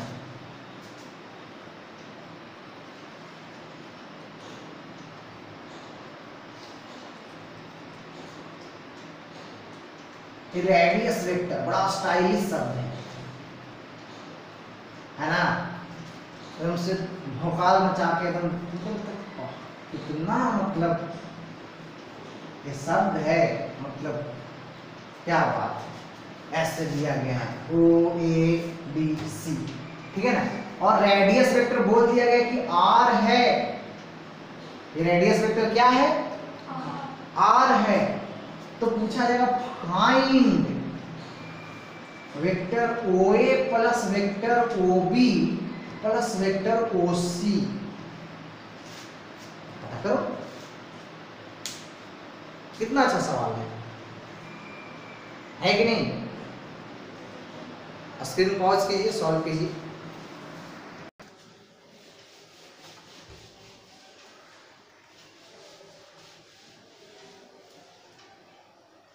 देखो भाई, अब रेडियस वेक्टर है तो एक सर्कल का हर रेडियस बराबर होता है, तो हमको पता है कि वेक्टर OA, वेक्टर OB और वेक्टर OC सबका मैग्नीट्यूड सेम होगा, होगा कि नहीं होगा? क्योंकि सब तो रेडियस ही है ना, रेडियस है इसलिए इसको रेडियस वेक्टर कहते हैं, ठीक। अच्छा ऐसा है तो बताओ, आपको OA plus OB plus OC कहा गया है, जरा सोचो कि आप अगर करोगे OA plus OB plus OC, एक बात बताइए, OA और OB एक दूसरे का परपेंडिकुलर है कि नहीं है? तो पहले OA प्लस OB करते हैं, कुछ नहीं, पहले OA प्लस OB करते हैं। अगर OA प्लस OB करोगे तो OA प्लस OB एक दूसरे का परपेंडिकुलर है, तो दो वेक्टर परपेंडिकुलर है, तो भैया आप करोगे कि R का स्क्वायर प्लस R का square plus 2 into R square, R into R करो तो R स्क्वायर होगा ना, ऐसे 2ab cos थीटा लिखते हैं ना, A का वैल्यू भी R, B का वैल्यू भी R, तो 2 इंटू R और cos क्या है, डिग्री।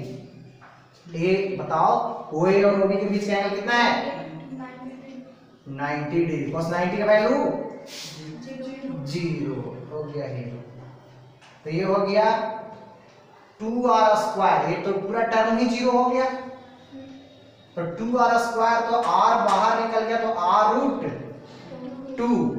अब इसका डायरेक्शन जरा सोचो कैसा होगा, ये गरीब आदमी का डायरेक्शन कैसा होगा, ये एंगल ऑलरेडी सॉरी ऑलमोस्ट दिया रहता है सवाल में, हमने नहीं दिया था, ठीक है, फिर भी समझ लीजिए 45 ही होगा पीछे पीछे, ठीक है, ऑलमोस्ट एंगल 45 डिग्री सवाल में दिया हुआ रहता है।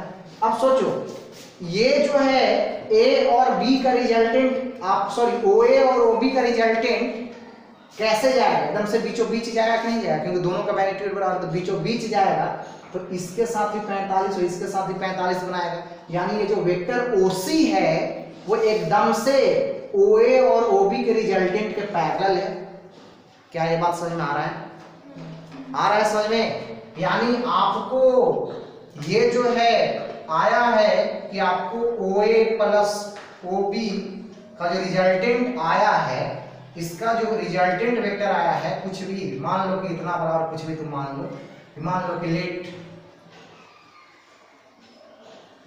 Vector O A plus vector O B बराबर वेक्टर ओ वाई, मान लीजिए ऐसा, या तो तुमको जेड मानना है, कि हम जेड मानते हैं, ठीक। तो हम कह सकते हैं कि z is parallel to vector OC, OC के एकदम से पैरेलल कह सकते हैं बात। क्या बात समझ में आ रहा है? और दो वेक्टर जब एक दूसरे के पैरेलल हो जाता है तो क्या करना है, बस दोनों को मैग्नीट्यूड को जोड़ दीजिए, वही ना करते थे 0 डिग्री वाले केस में, सीधा a प्लस बी कर देते थे, दोनों को मैग्नीट्यूड को जोड़ देते थे। तो z का मैग्नीट्यूड कितना है, तो अब तुम करोगे कि वेक्टर z प्लस ओसी, तो क्या हो जाएगा magnitude of z plus magnitude of OC, करोगे कि नहीं करोगे? करोगे ना। तो तुम बोलोगे अरे भैया O A plus O B plus OC था, कहाँ फंसा दिए जेड प्लस ओसी में? अरे भाई ये जेड प्लस ओसी किए हैं, एक्चुअली ये क्या है, O A plus O B plus OC ही तो है, क्योंकि जेड वालों ने क्या माना है, vector O A plus vector O B. समझ में आ रहा है अच्छे से? तो बताओ ओ ए प्लस ओ बी का यानी जेड का वेक्टर जेड का मैग्नीट्यूड कितना है, आर रूट 2, और इसका मैग्नीट्यूड क्या है, आर। कॉमन ले लीजिए आर को, तो 1 प्लस रूट 2 होगा कि नहीं होगा? समझ में आया अच्छे से? आया कि नहीं आया? अब कर लोगे ऐसा सवाल? चलो लिखो जल्दी से, पॉज कर लिखो। लैंग्वेज के फॉर्म में होता है, ठीक है ना, लेकिन हम ऐसे ही आपको लिखवा दे रहे हैं बोर्ड पे, आप लैंग्वेज खुद कर लेना। बोला जाता है कि आपको resultant of two vectors each perpendicular to a smallest vector and having magnitude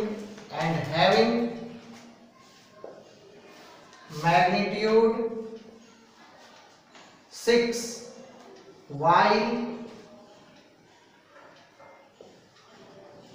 magnitude of a smallest vector, क्या तो while magnitude of क्या लिख दें, हाँ ग्रेटर वेक्टर या तो greatest vector is 4, then find angle between both vectors and magnitude of a smallest vector। ऐसा सवाल लैंग्वेज सवाल मिलेगा, आगे भी मिलेगा काफी। क्या लिखा गया कि resultant of two vectors is perpendicular to a smallest vector and having magnitude 6, while magnitude of greatest vector is 4, then find angle between both vectors and magnitude of smallest vector। ठीक है ना? सवाल समझ रहे हैं क्या कह रहा है? सवाल कह रहा है कि दो वेक्टर का जो रिजल्टेंट है वो रिजल्टेंट क्या है, छोटा वाला वेक्टर के परपेंडिकुलर। भाई दो वेक्टर को जोड़ेंगे तो उसमें एक बड़ा एक छोटा होगा कि नहीं होगा, या तो दोनों बराबर भी हो सकता है। तो दो वेक्टर लिया गया जिसमें एक छोटा था एक बड़ा था, तो जो रिजल्टेंट आया वो रिजल्टेंट क्या था, छोटा वाला वेक्टर के परपेंडिकुलर था, और रिजल्टेंट का मैग्नीट्यूड कितना था, 6 था, और जबकि बड़ा वाला वेक्टर का मैग्नीट्यूड कितना था, 4 था। तो पूछा है कि तो छोटा वाला वेक्टर का मैग्नीट्यूड क्या है और दोनों वेक्टर्स के बीच का एंगल क्या है, यही आपसे पूछा गया है। स्क्रीन पॉज कीजिए, सवाल लिखिए। चलो, बोला गया सवाल में कि रिजल्टेंट परपेंडिकुलर है स्मॉलेस्ट वेक्टर का, तो ये रहा रिजल्टेंट मेरा, ये रहा रिजल्टेंट जिसका मैग्नीट्यूड 6 है, ये परपेंडिकुलर है स्मॉलेस्ट वेक्टर का, यानी मान लो वेक्टर ए, तो ये जाहिर सी बात है कि बेचारा ये स्मॉलेस्ट हो जाएगा, हो जाएगा नहीं हो जाएगा। तो ऐसा है रिजल्टेंट और ऐसा है ए, तो बी कैसा होना चाहिए, जाहिर सी बात है भी ऐसा होना चाहिए, पहला के हेड पे दूसरा का टेल, रिजल्टेंट पहले के टेल से लास्ट के हेड तक, है कि नहीं? तो ये हो गया बी, जो कि इसका मैग्नीट्यूड भी दिया गया है कितना? 4। अब बताओ, आप दोनों वेक्टर के बीच का एंगल निकाल लोगे? निकाल लोगे नहीं निकाल लोगे? ठीक है, खैर डाटा गलत पुट हो गया इसमें, ठीक है ना? ये सवाल में जरा सा सुधार लीजिएगा, इसी को 4 कर दीजिएगा और इसको 6 कर दीजिएगा, है ना? क्योंकि हाइपोटेनस छोटा होगा थोड़े ना कभी, है कि नहीं? ठीक है, तो ऐसा कर लेना। तो सवाल में ऐसा कर लेना कि magnitude of resultant is 4 and the magnitude of greatest vector is 6, बस ये कर लेना है ना? तो ऐसा, तो कहने का मतलब देखो, अब ये 6 है, ये 4 है, अब तुमको a का मैग्नीट्यूड नहीं निकाल दीजिएगा, तो बड़ी बात है, क्या हो जाएगा a का मैग्नीट्यूड? बोलो 6 का स्क्वायर माइनस 4 का स्क्वायर, यही होगा ना? होगा कि नहीं? अरे पाइथागोरस, तो क्या आ जाएगा? 36 माइनस 16 20, तो 20 को क्या 2√5 लिख सकते हैं? अरे 4 × 5 = 20, ठीक समझ आ रहा है वर्षा? चलो, अब बोला कि दोनों के बीच एंगल क्या होगा, तो दोनों के बीच एंगल क्या होगा, तो दो वेक्टर के बीच का सही एंगल क्या? ये सही एंगल है नहीं है ना? अरे एक का हेड है दूसरे का टेल है, सही एंगल क्या होगा? जब दोनों का टेल सट जाए, वो ना सही एंगल होगा। तो वो सही एंगल होगा, तो इसको अगर स्लाइड करा लेते हैं ऐसे, then this is my correct angle. क्या ये मेरा करेक्ट एंगल होगा? है ना? दोनों का टेल सट रहा है इधर से, अब इसको शिफ्ट करके यहाँ लेके आ जाएंगे, इसका टेल इधर हो जाएगा ना। तो पहले ये एंगल निकाल लीजिए, उसके बाद ये एंगल अपने आप निकल जाएगा, ठीक है? ये एंगल कितना हो जाएगा, जरा ये एंगल के बारे में चर्चा कीजिए। अगर ये एंगल इस ट्रायंगल के हिसाब से हम निकालना चाहें, अगर यहाँ पे एंगल लेंगे, then this is base and this is perpendicular, this is hypotenuse, होगा ना? होगा। तो आप लिखिए ना tan थीटा ही लिखिए ना, tan थीटा बराबर क्या होता है? सो थीटा मान लो क्या होता है? परपेंडिकुलर बाय बेस होता है। परपेंडिकुलर क्या है? 4 है और बेस 2√5, ये क्या हो जाएगा? 2/√5 होगा ना? तो थीटा बराबर क्या हो जाएगा? tan इनवर्स 2/√5 लिख सकते हैं कि नहीं? तो सही एंगल, करेक्ट एंगल जो हो जाएगा वो कितना हो जाएगा? टोटल एंगल 180 डिग्री, जिसमें ये है थीटा, तो ये वाला करेक्ट एंगल जो होगा सी थीटा, यानी करेक्ट एंगल, ये कितना हो जाएगा? सी थीटा बराबर जो हो जाएगा वो 180 डिग्री माइनस थीटा होगा कि नहीं? आ रहा समझ में? तो 180 डिग्री माइनस tan इनवर्स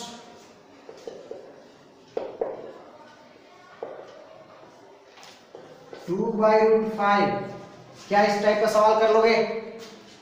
आगे मिलेगा तो कर लो इस टाइप का सवाल, हाँ? कोई दिक्कत नहीं? वर्षा, हो जाएगा सवाल इस टाइप का? चलो पॉज करो।